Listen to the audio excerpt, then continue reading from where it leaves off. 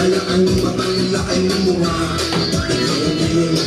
Giling-giling, para hindi ka lagi nakatulala. Giling-giling, kung gusto mong problema nyo ay mawala.